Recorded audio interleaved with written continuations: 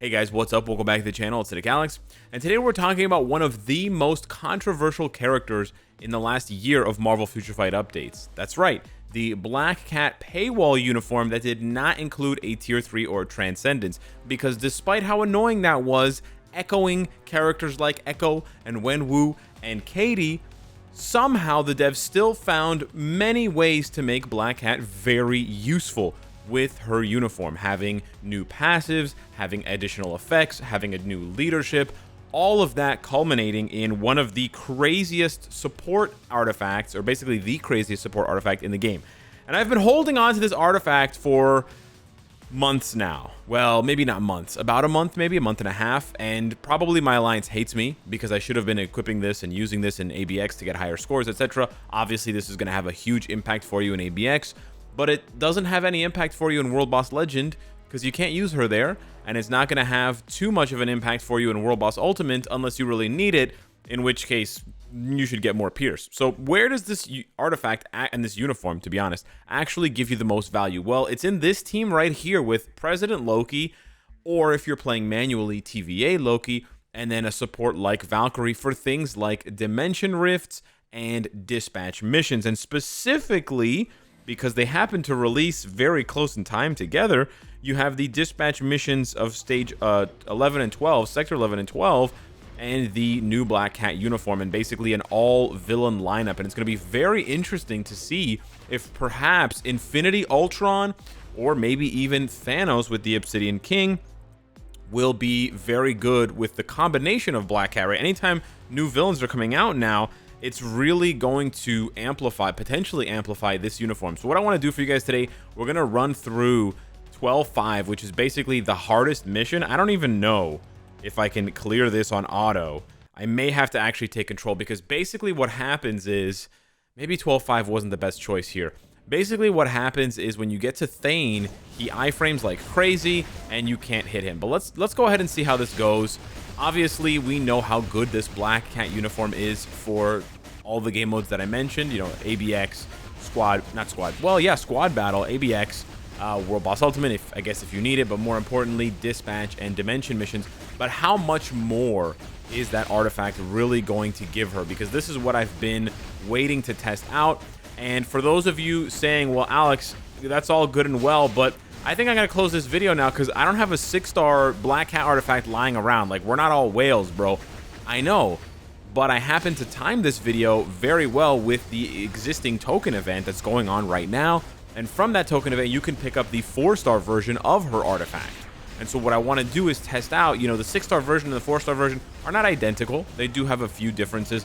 But the buffs on the 4-star version are 8%, 8%, and 12% versus 10, 10, and 20 for her buffs. So it's not exactly, it's a little bit more than 50%.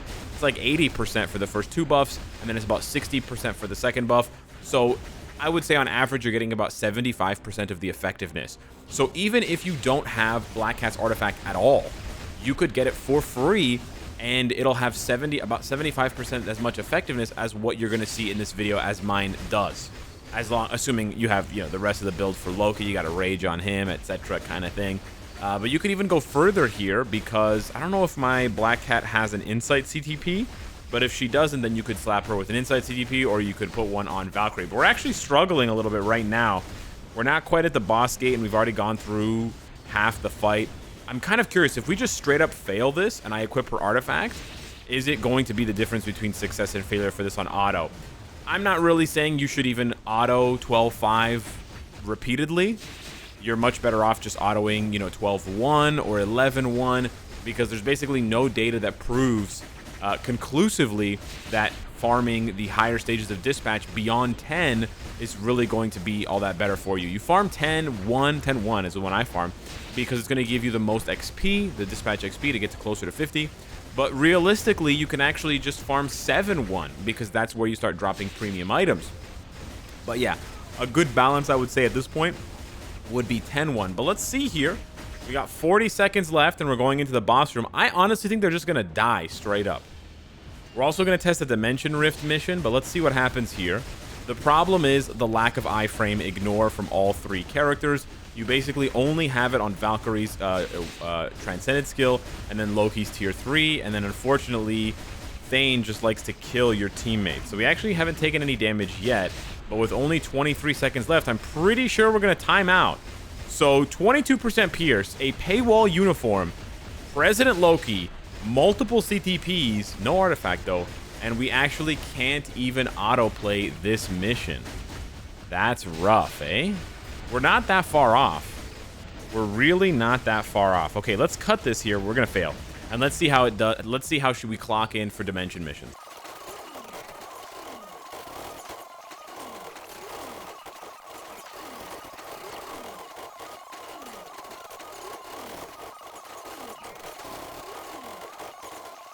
Well, much better news on the Dimension Rift side of things. This is the 6th stage, so the hardest stage of this Dimension Rift. Now, Dimension Rifts do vary in difficulty, but we nailed this one with 35 seconds, 30 seconds to go, and all it took from me was switching to Loki at the start because it was a Black Cat's lead. So it's obviously a question mark as to whether or not you could clear this using Loki's lead, so you could auto run this and not have to manually switch yourself. But having 30 seconds left on cracking the shield number 6 is really good. Now let's see if we go ahead and slap that artifact on, how much of a difference is this going to make on both of those types of missions. So while running this mission back, the really nice thing about comparing Dimension Rifts to Dispatch is that for Dispatch, you don't have to worry about switching because all 3 characters are in at the same time. It is more of an issue for Dimension missions, which is why I think a lot of players, or some players, have resorted to building Thena and using her because she can be the lead, and then you can just put 2 supports next to her, like, you know, Cersei and White Fox or something like that. But Loki is still one of the best, and as far as cost goes, he's much cheaper than Thena. Obviously, Black Cat isn't, but in the grand scheme of things, if you have to buy the crystals for Makari and you have to buy the crystals for Gilgamesh and go through those 5 quests, you may be better off just waiting for Christmas to come around, buying Black Cats, and then building this team instead, because Valkyrie has a ton of value and buffs for other content. I'm not necessarily trying to compare the Thena team to this one, and I'm not even sure that's the team specifically for Thena. It might be Valkyrie and White Fox for all I know, but I just really like this Loki team, and it's a bit unfortunate. It's a little bit controversial and kind of irritating that Black Cat's uniform is paid, but at least we can, you know, still make use of that artifact, because for some players, let's be honest, PvP is not an attractive buy-in for them. So they're not looking at the artifacts the way that maybe you or I are looking at them. You know, maybe when I made that video, I was like, oh yeah, Emma Frost's uniform, Emma Frost's artifact, or Adam Warlock's, or Hela's. But all of those are for PvP. Like, those are all PvP-focused artifacts. Black Cat represents one of the only support artifacts. I think she has the only support artifact in the game. So even if you don't have her uniform, wink, wink, nudge, nudge, it may still be a decent pickup. You may still consider it, because at the 4-star version, which not as good as the 6-star, but still very good, you get 8% increase to all allies. You're giving 8% increased damage to villains, 8% increased damage to heroes. So it gives you that hero villain flexibility, and then it gives you 12% increased damage versus bosses. And boss types always appear at the end of Dispatch missions. So it seems particularly well suited to Dispatch and Dimension missions. And let's see here. Wow, it's actually not faster. What is going on? We're going into the fight with 45 seconds. Are we actually going to fail this one again? All right, let's see what happens here. I'm going to be absolutely flabbergasted if the 6-star artifact actually has no... there you can see it's equipped there. 10% increased damage to villains, 10% to ally, to heroes, and then 20% increased basic damage dealt to bosses. Okay, hang on. We're having a bit more success here. We're already at half of his HP, but we only have half the time left, so by my math, we're cutting it pretty close. And this is just the boss. I think we're still going to have to kill Thane, right? It's not just killing the boss, it's also killing the ads. I don't know if we can... Thane still has most of his HP. So we're going to kill Black Bolt here, but we're not going to kill Thane. Wow.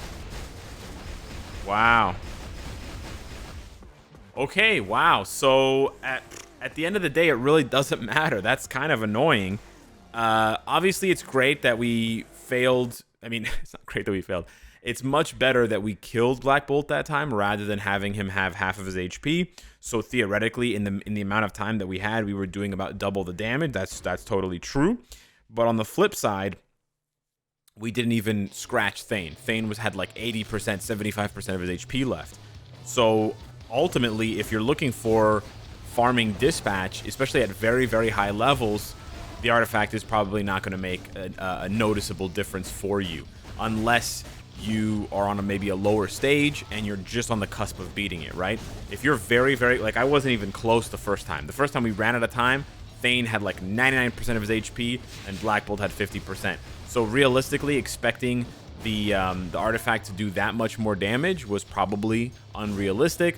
But let's say you're doing stage 11-1 and you're just a couple of seconds away from killing the boss and you keep failing at 3 minutes, then maybe the artifact is actually going to have a difference for you. Let's see here in Dimension missions. I think they're much less popular than Dispatch missions, so unfortunately the value there might instantly drop for you. But let's see how much time this actually does add. It should add some time, but there's also an RNG factor that always goes into these missions as far as what Loki does. I didn't show you guys the full mission of the other one, but it went pretty smoothly. It was slower than this though, so maybe you can see the effect of her artifact more in a more pronounced way versus Dimension missions, which again isn't what everybody was hoping for. I think Dispatch missions are still really popular, at least that's my impression of them, but I think a lot of people have given up on farming Dimension Rifts because the rewards are not worth the time, and the 30-minute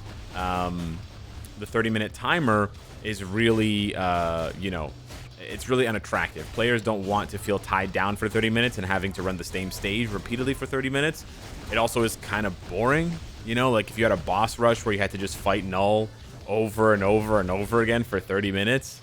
That's kind of what it feels like. If I said that that was the new world boss, you'd be like, that's kind of dumb, right? You wouldn't really like that. So unfortunately, it seems like the best application for her artifact is in a game mode that's probably one of the least popular right now. But then again, I could be wrong. Maybe players who are really into farming the Celestial Essence to try to cheeky get those 6-star artifacts, maybe they are really doing it. But I had a situation, well, the situation happens a lot. Whoa, Loki teleporting off screen there. This might actually be slower. What is going on? No way, this is slower. I was going to say, the situation I had, which I've had with quite a few game modes lately, is, besides World Boss Legend, I play it for a month when it comes out, and then I stop. And then I don't play it again. So yeah, this is actually slower. Oh my goodness. How is this actually slower? We're doing a lot more damage to Bullseye now, though. Like, you're definitely doing more damage, but I guess the RNG of this run was worse, so we ended up being like 5 seconds slower. So yeah, I don't really know what to say. Obviously, this artifact is useful, but you may not notice in a big way for Dimension missions and Dispatch missions. It really depends on where you're at. I think if you're somewhere in the middle, or, you know, towards the end, you'll notice it. But I think if you're right at the end, if you're right at Sector 12 and you want to farm Sector 12, I'm not really sure at this point that the artifact is going to be enough. Maybe the artifact plus Infinity Ultron or plus some other character down the road is going to be the case. But as it stands right now, I would say only consider this artifact if you are heavy into ABX. That's a no-brainer. You already knew that.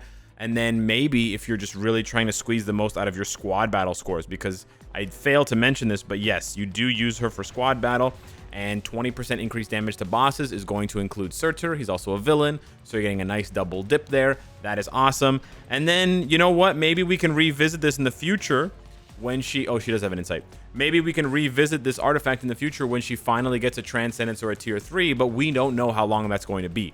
So it may be the best advice to just wait, because there's no telling when she's going to get that upgrade, and presumably we will continue to see this artifact selector every month.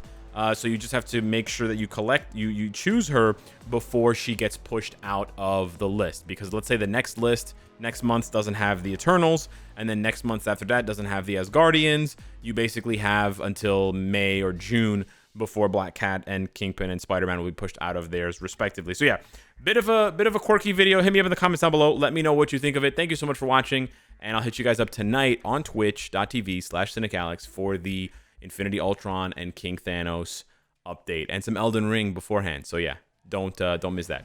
Thanks for watching, and I'll see you in the next one. Take care.